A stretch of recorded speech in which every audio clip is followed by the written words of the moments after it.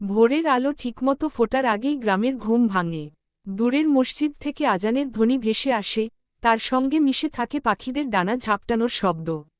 কাঁচা রাস্তার ধারে শিউলি ফুল ঝরে পড়ে থাকে, যেন রাতের নীরবতা রেখে গেছে কিছু স্মৃতি।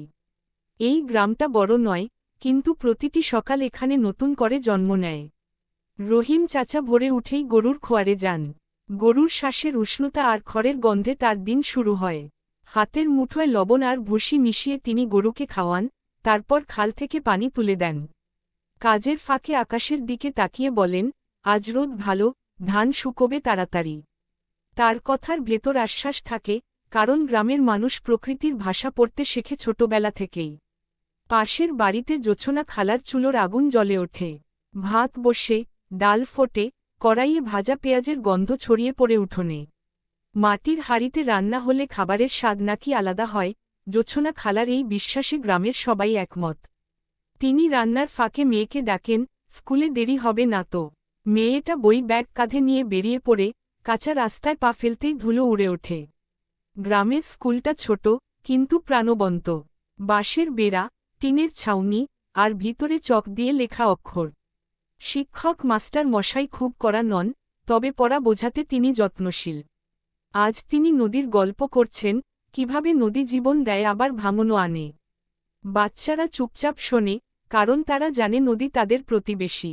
দুপুরে মাঠে কাজের ব্যস্ততা বাড়ে। সূর্য মাথার ওপর উঠলে ধানক্ষেতে রোদ ঝলমল করে। কিষানরা মাথায় গামছা বেঁধে নেয়, পায়ে কাদা লেগে থাকে। কেউ গান ধরে, কেউ গল্প বলে। কাজের ক্লান্তি ভাগাভাগি হলে হালকা হয়ে যায়। পাশের পুকুরে ছেলেরা ঝাঁপ দেয়, পানির ছিটা রোদের আলোয় ঝিকমিক করে ওঠে।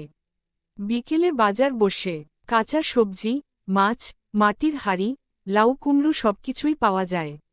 মানুষ এখানে শুধু কেনাবেচা করে না, খবরও আদান প্রদান করে। কার বাড়িতে বিয়ে, কার জমিতে ফলন ভালো, কে অসুস্থ, এসব কথাই বাজারের আসল পণ্য। হাসি আর কথার ভিড়ে সময় কেটে যায়। সন্ধ্যা নামলে গ্রামটা আবার শান্ত হয়। আকাশে তারা জ্বলে ওঠে, বিদ্যুৎ থাকলেও অনেক বাড়িতে হারিকেন জ্বলে। উঠোনে বসে বয়স্করা পুরনো দিনের গল্প বলেন। কেউ বলেন দুর্ভিক্ষের কথা, কেউ বলেন প্রথম পাকা রাস্তা হওয়ার স্মৃতি। গল্পের ভেতর দিয়ে ইতিহাস বাঁচে। রাতে ঘুমোবার আগে রহিম চাচা উঠোনে দাঁড়িয়ে আকাশ দেখেন। দূরে শেয়ালের ডাক শোনা যায়, বাতাসে ধানের গন্ধ। তিনি জানেন কাল আবার ভোর হবে, আবার কাজ শুরু হবে। গ্রামের জীবন এমনই, প্রতিদিন একই রকম মনে হলেও প্রতিটি দিনের আলাদা মানে আছে। মাটির সঙ্গে মানুষের এই সম্পর্ক কখনো আলাদা হয় না, কারণ এই গ্রামই তাদের শিকড়।